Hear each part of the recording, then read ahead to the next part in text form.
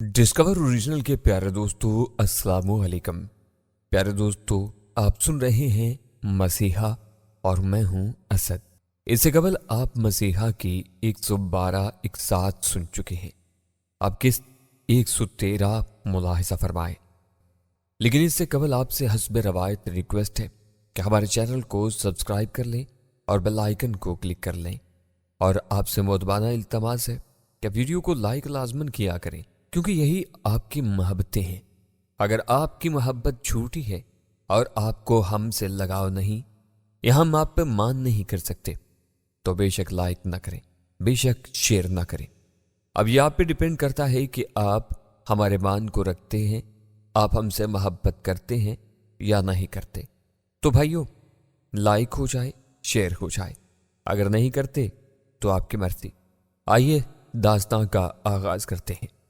फिर जाने क्या सोचकर उसने अपने जवान साथी पैरामेडिक्स से कहा, रेहान तुम अब जाओ, मैं इसे कुछ देर के लिए ऑब्जर्वेशन में रखकर छुट्टी कर दूंगा। या बस टेबल है? ठीक है मोहन, जैसे तुम्हारी मर्जी। रेहान नामी लड़के ने कहा। वो कैबिन नुमा इस इमरजेंसी रूम से निकल गया। इधर भी यही वतीरा था। पहले पैरामेडिक्स इमरजेंसी को वाइटल करता था, इसके बाद ही किसी डॉक्टर को कॉल की जाती थी। लेकिन मामले को मैं रफ्ता रफ्ता ही आगे बढ़ाना चाहता था। शुक्र है तुम ही ने मुझे संभाल लिया, वरना किसी डॉक्टर को कॉल करते तो वो पता नहीं कितनी फीस मुझसे ले लेता। लेकिन अब भी क्या खबर कि ये अस्पताल वाले कितना चार्ज करें मुझसे। रेहान के कमरे से जाने के बाद मैंने गुर्बत के मारे बदहाल शख्स के से अंदाज में मोहन से कहा, जो भी मुझे घूर घूर कर देख रहा था। मेरी बात सुनकर ऐसे चौंक कर बोला जैसे वाकई वो कुछ सोचने में महव हो।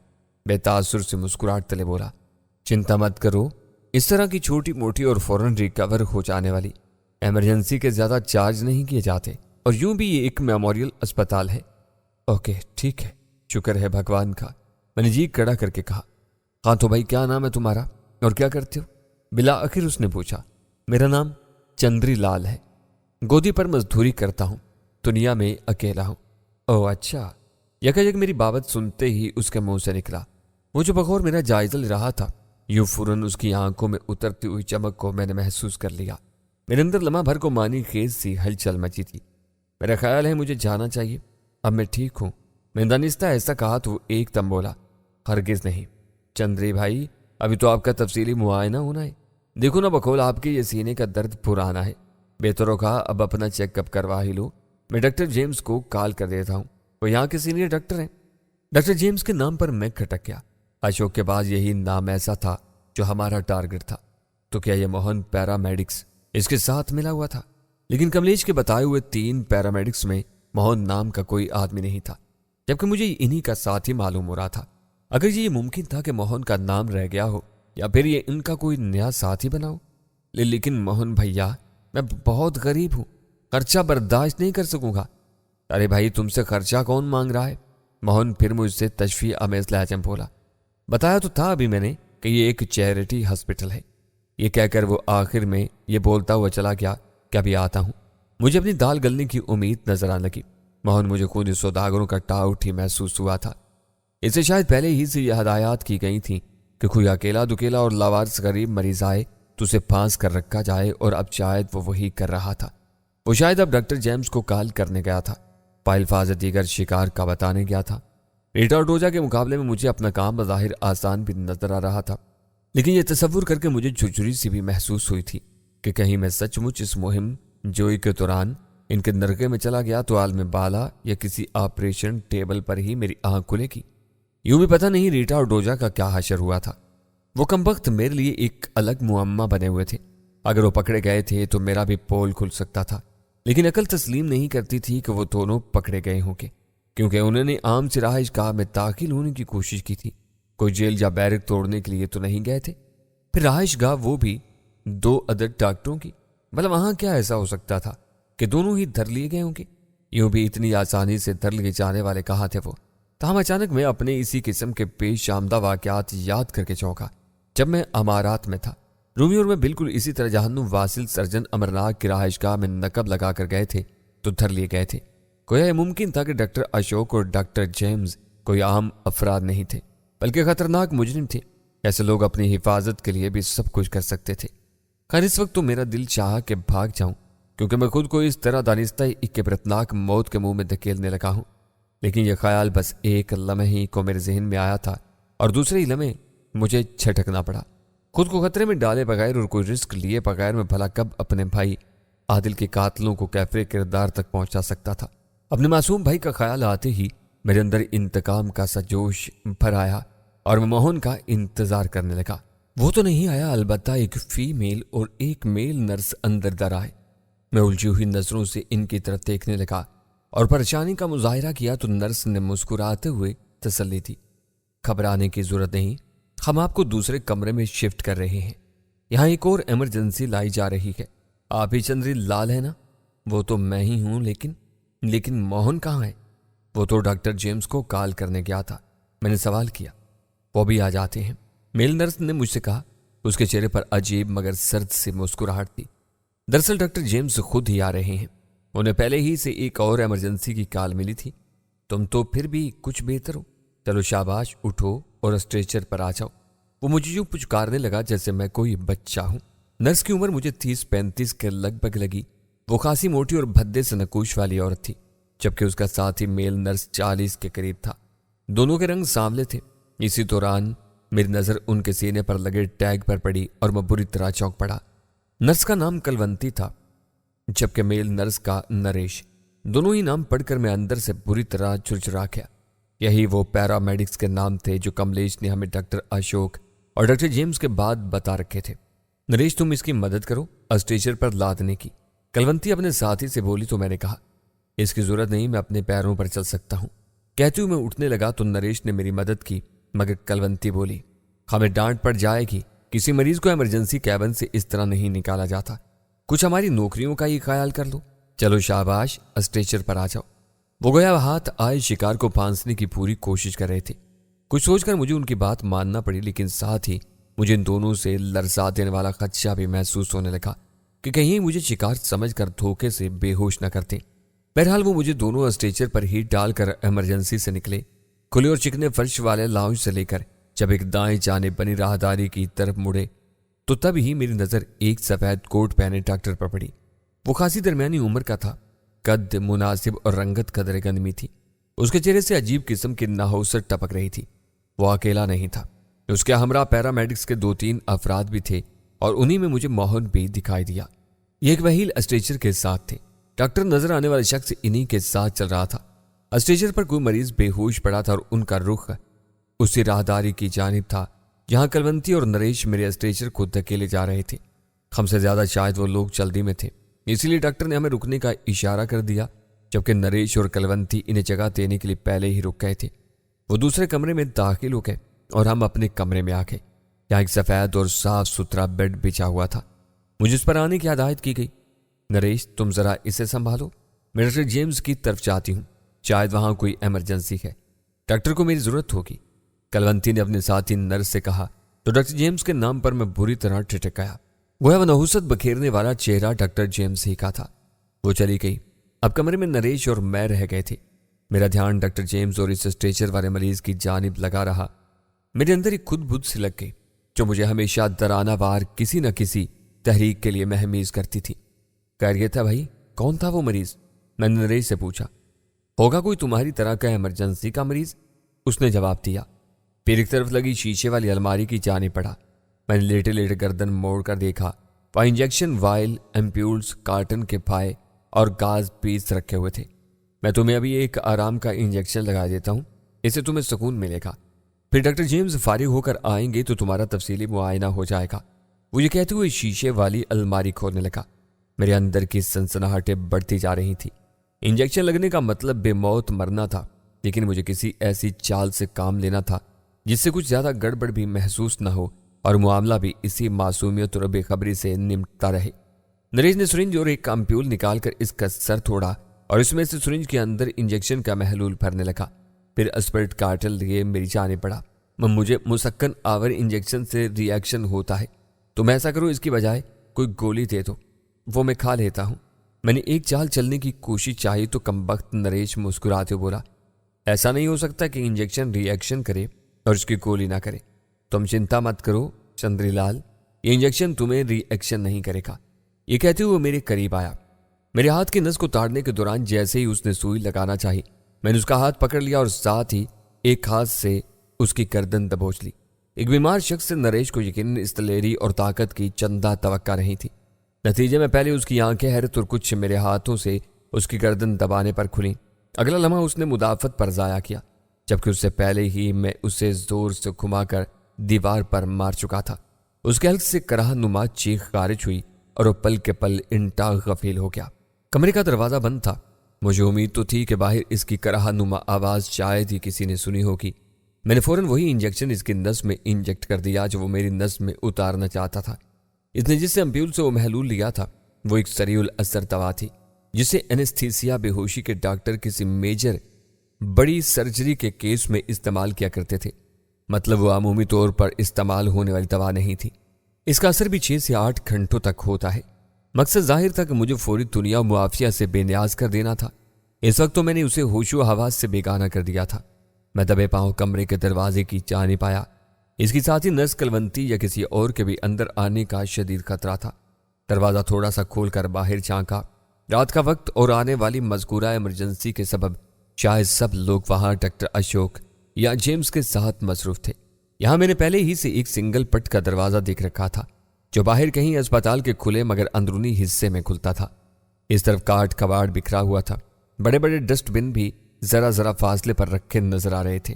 گندی میلی روئی کے ڈھیر، استعمال شدہ گاز پیس وغیرہ کا ریختہ سا پھیلا ہوا تھا۔ وسط میں ایک الیکٹرک پول لگا ہوا تھا جس کے سرے پر گلوب روشن تھا۔ اس کی روشنی بھی بس بیمار سے ہی تھی، باقی اندھیرا تھا۔ میں جلدی سے کمرے سے باہر نکلا۔ مذکورہ دروازہ کمرے سے محض چند قدموں کے فاصلے پر تھا۔ وہاں پہنچ کر میں نے تسلی کی کہ دروازہ بآسانی کھل سکتا تھا۔ اس کے بعد پلٹا اور اپنے کمرے میں آ کر نریش کے بے سود وجود کو جیسے تیسے گھسیٹ کر کمرے کے دروازے تک لایا۔ ایک بار پھر احتیاط کے پیش نظر میں نے دوبارہ راہداری میں جھانکا۔ وہ خالی دیکھ کر میں نریش کے بے ہوش جسم کو ٹانگوں سے کھینچتا ہوا سنگل پٹ والے دروازے کے قریب آیا اور اسے کھولا اور بے سود نریش کو گھسیٹتے ہوئے اس گندی جگہ لا کر ذرا آگے جا کر ایک گڑھے میں پھینک دیا اور اس کے اوپر ادھر ادھر سے کچرا لا کر ڈال دیا۔ اس مقصد کے لیے میں نے وسط میں جانے کی کوشش نہیں کی تھی کیونکہ راہداری کی اس دیوار میں تھوڑے تھوڑے فاصلے پر شیشے کی کھڑکیاں بھی تھیں۔ کوئی میری حرکت دیکھ سکتا تھا، اسی لیے میں نے دیوار کے ساتھ یا قریب ہی میں بنے ایک گڑھے کا انتخاب کیا تھا۔ یہ کام نمٹا کر میں جلدی سے دوبارہ اپنے کمرے میں آ کر بستر پر لیٹ گیا، مگر اس سے پہلے میں نے تھوڑی دیر پہلے ہونے والی گڑبڑ کے نشانات معدوم کر دیے تھے۔ 1 گھنٹہ بیت گیا اور جب میں نے دروازے پر کسی کے قدموں کی آہٹ سنی تو ایک دم سوتا بن گیا، مگر اس طرح کی ایک سر آنکھ کی جھری سے جائزہ بھی لیتا رہا۔ وہ 2 افراد آپس میں دھیمے دھیمے انداز سے باتیں کرتے ہوئے اندر داخل ہوئے۔ میں نے کہا تھا نا سر، نریش نے اب تک اپنا کام نمٹا دیا ہوگا۔ میری سماعتوں میں نرس کلونتی کی آواز سنائی تھی، مگر پتہ نہیں وہ اب اپنا کام نمٹا کر کہاں چلا گیا۔ ادھر ہی کہیں ہوگا۔ یہ بتاؤ اس کے ساتھ اور کوئی تو نہیں تھا نا؟ ایسا نہ ہو بعد میں اس کے ساتھ آنے والا کوئی آدمی اس کی پورے اسپتال میں تلاش شروع کرتے۔ ایک مردانہ اور بھاری آواز تھی جو ڈاکٹر جیمز کی تھی۔ اس کا لہجہ رازدارانہ تھا۔ یوں میں تب تک اپنی ایک آنکھ کی جھری سے ان دونوں کو دیکھ کر فوراً ہی پہچان گیا تھا۔ ڈاکٹر جیمز کو تو میں تھوڑی دیر پہلے ہی لاؤنج میں موہن کے ساتھ دیکھ چکا تھا۔ اس کے بولنے کے انداز ہی سے میں نے بھانپ لیا تھا کہ میں اس وقت پوری طرح انہی سوداگروں کے نرغے میں آ گیا ہوں۔ کلونتی اسے تسلی دیتے ہوئے دھیمی آواز میں کہنے لگی، اس بات کی آپ بالکل چنتا مت کریں ڈاکٹر جیمز، بس اپنا کام نمٹائے۔ اور ہاں، جس دوسری ایمرجنسی کی کال پر آپ آئے ہیں کیا وہ بھی کوئی شکار ہے؟ ایسا ہی سمجھو، وہ ایمرجنسی آئی نہیں بلکہ لائی گئی ہے۔ میں نے اس منحوس صورت والے ڈاکٹر جیمز کی آواز سنی۔ وہ نرس کو آگے بتا رہا تھا اور اس مریض کو ڈاکٹر اشوک صاحب نے مجھے اپنی رہائش گاہ پر کال کر کے میرے حوالے کیا تھا۔ مجھے حیرت تو ہوئی کہ بھلا شکار یہاں آنے کے بجائے وہاں کیسے پہنچ گیا۔ اگرچہ کسی کو بہلاوا بھی دے دیا جاتا ہے، لیکن پھر بھی مجھے حیرت ہوئی۔ جب وہاں پہنچا تو معلوم ہوا کہ وہاں ایک نہیں 2 شکار لیٹے ہوئے تھے، مگر بدقسمتی سے ایک کو ہلاک کیا جا چکا تھا۔ کیا؟ دوسری لمحے مجھے کلونتی کی متحرانہ آواز سنائی تھی۔ یہ سن کر میرا دل جیسے سائی سائی کرتی کن پٹیوں پر تھڑکنے لگا۔ یہ ناہنجار ڈاکٹر کون سے 2 شکار کی بات کر رہا تھا اور جن میں سے ایک مر بھی چکا تھا؟ اچانک کہ میرا ذہن ان دونوں کی طرف چلا گیا۔ کہیں یہ مردود ریٹا اور ٹوجا کی تو بات نہیں کر رہے؟ ہو سکتا ہے ریٹا نے پہلے ڈاکٹر اشوک کی رہائش میں نقب لگانے کی کوشش چاہی، مگر کسی بنا پر دھر لی گئی۔ और फिर टोजा जो उसकी तलाश में गया था वो भी पकड़ा गया हो। अब ये मनहूस सूरत वाला डॉक्टर जेम्स इन दोनों में से एक के मरने की इत्तला कलवंती को दे रहा था, तो क्या इन दोनों में से एक मारा जा चुका था? मेरा दिल धक से रह गया। आगे सुनोगी तो मजीद हैरान हो जाओगी। डॉक्टर जेम्स का राजदराना अंदाज बयान जारी रहा। ये दोनों शिकार बने बनाए नहीं थे, बल्कि डॉक्टर अशोक की ज़ीरक दिमागी और मोहतात मिजाजी से धर लिए गए। तुम्हें मालूम है ना शंकर चांकिया ने हमें किस कदर सख्ती के साथ मोहतात रहने की तलकीन की है। दुश्मन हमारे पीछे लग चुके हैं। 3 अफराद पर मुश्तमिल एक पाकिस्तानी ग्रुप, जिसमें 2 मर्द और 1 औरत इंटरपोल के सीक्रेट एजेंट शामिल है, ने तो हमारे बखिए उधेड़ डाले हैं। शनीद है कि इनमें से 2 मर्द औरत मुंबई में कहीं मौजूद हैं। यह भी कहा गया है कि ये लोग जरूरत पड़ने पर किराए के मुजरिम भी हायर करने से भी नहीं चूकते। जेम्स ने एक लम्हा तवक्कुफ किया। मैं बेहोश बना बहुत गौर से इस नाहंजार की बातें सुन रहा था और तारिक, रूमी और खुद पर फख्र भी महसूस कर रहा था। इतनी खबर तो मुझ तक भी उड़ती उड़ती पहुंची है डॉक्टर। ये बताओ ये लोग दोनों कहीं वही तो नहीं है? 1 मर्द 1 औरत, कलवंती ने कहा और मैं एक बार फिर खौल कर रह गया। कहीं ऐसा तो नहीं कि जिन्हें मेरिटा और टोजा समझे हुए हूं वो दर हकीकत तारिक और रूमी ना हो? ये सोचकर ही मेरा दिल घबराने लगा, क्योंकि इनमें से एक साथ ही मर चुका था। क्या कह सकते हैं, अभी इनकी शनाख्त बाकी है। इसके बाद जो शिकार बच गया है इसे पूछताछ करने से ही मालूम होगा। वैसे जो साथी इनका बच गया है वो औरत है। मर्द साथी डॉक्टर अशोक की रहाइश में नस्ब जदीद electric and wireless system trap में काफी देर फंसे रहने से हलाक हुआ है। ओहो, इट्स अमेजिंग।